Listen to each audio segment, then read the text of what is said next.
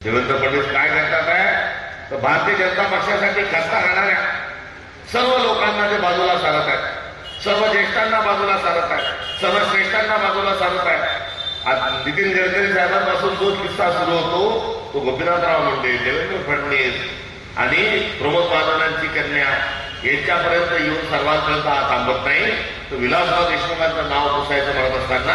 त्यांना विलासरावजींचे नाव पुसायचं आहे, शंकरराव चव्हाणांचे नाव पुसायचं आहे, त्यांना शरद पवार साहेबांचा पक्ष म्हणून त्यांचे नाव पुसायचं आहे, त्यांना बाळासाहेब ठाकरेंचा पक्ष म्हणून त्यांचे नाव पुसायचं आहे, अटल बिहारी वाजपेयी, लालकृष्ण अडवाणी यांचं सर्वांचं नाव पुसायचं आहे। आणि हे करणारा दुसरा तिसरा कोणी नसून औरंगजेबाची वृत्ती आणि प्रवृत्ती असणाऱ्या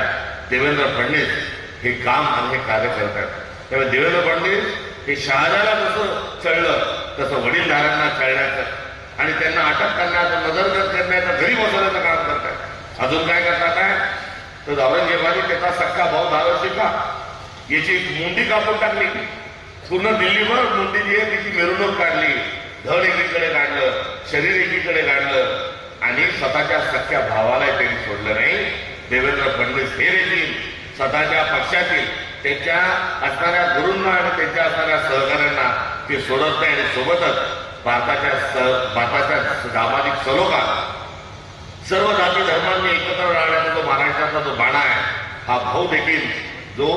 आपल्या सगळ्यांना सोबत राहून शांततेने गुण्यागोविंदाने राहण्याची जी आपली नांदी आहे, गुण्यागोविंदांना राहण्याची आपली जी वृत्ती आहे, या आपल्या भावाचा या शांततेचा देखील त्यांनी खून केलाय। म्हणून देखील